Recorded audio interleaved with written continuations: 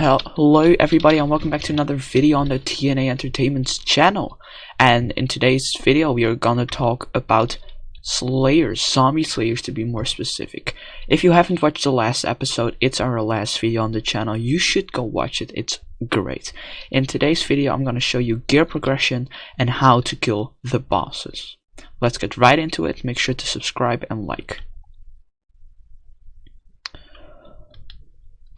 There's 5 different tiers of the zombie boss, being tier 1, tier 2, tier 3, tier 4, tier 5. You can see that they all differ in stats and HP.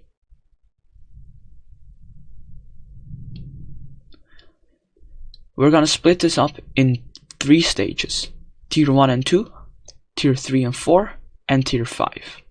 So for tier 1 and 2, you're gonna be the earliest of the early game, and you're gonna have a full set of hardened diamond and an AOTE. This is not necessary, since you can probably even do this with an undead sword.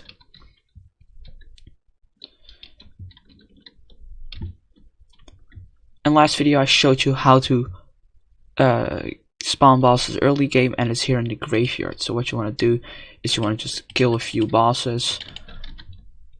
You're probably gonna deal 4,000 to 5,000 damage with a Raider's Axe or an AOTE. That's perfectly fine, and it's more than enough to spawn the boss.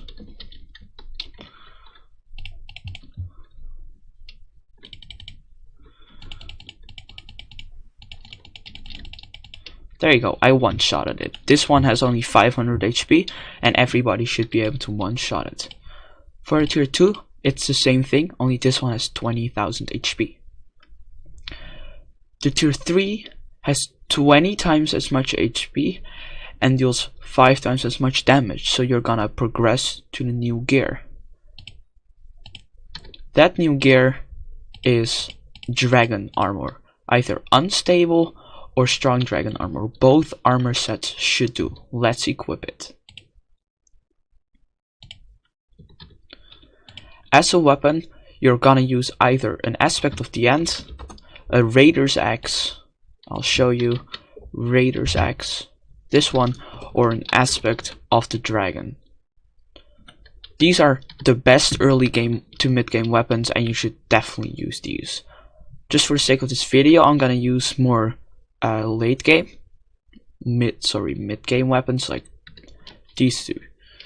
So if you want to spawn the boss, you have the EHP and the damage to go to the crypts. They are here in this cave.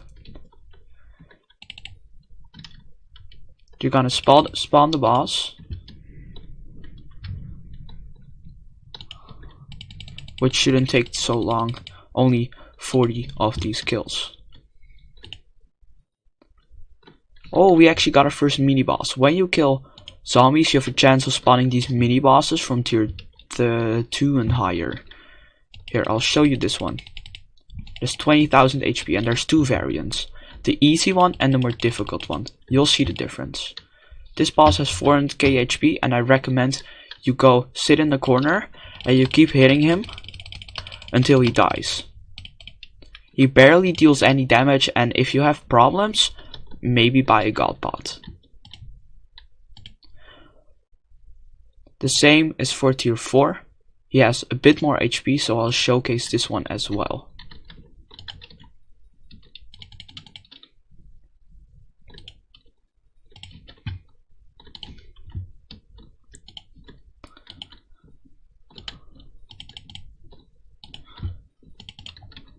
This boss has 90k XP, this mini boss, which is 3 times as much as the last one had. For spawning, I recommend using a Flower of Truth, or if you're really into slayers, maybe even an ice. So what you're gonna do again is you're gonna spawn it, and if you don't have a helmet, I have one on my tiger. You're gonna go to one of the corners. You're gonna get him to one of the corners. You're gonna hit him, and yet he still doesn't do any damage, and I only have a little bit of HP. There you go, and I killed him. Now, before we get into the tier 5, I'm gonna show you guys one more thing. If you are low on healing, you wanna use a fluorite zombie sword or any other zombie variant.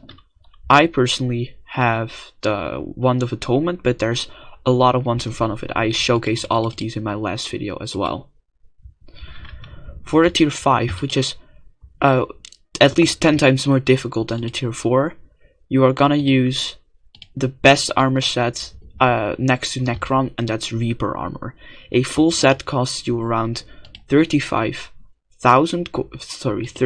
million coins, and it's also definitely the best compared to any other set.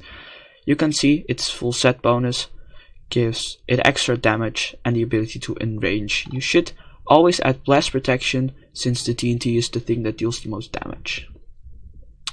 For spawning the boss, you're gonna make sure that you spawn him here, because in this place you can walk around like this. His TNT has a small blast radius, so if you stand here, then move here, after each TNT, you're gonna be able to dodge every one of his TNTs. After he's below 3 million HP, you're gonna walk out of that place, and you're gonna fight up close. I recommend buying a Shelmet, which is 8k. 8 million, sorry.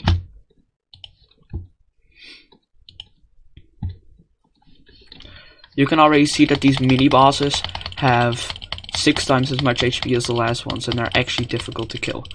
You can see with my Livid Dagger, I don't stand a chance, and that's why you want to upgrade to the Reaper Falchion, preferably one with One for All. So throw away the Livid Dagger, but keep the Flower of Truth for spawning. Healing, I'm gonna use this Wand of Atonement, since it can heal me for, as you can see, 510 each time, and now I can 3-shot these. Now, I'm really close to spawning, so I'm gonna walk here. And this mini boss should spawn.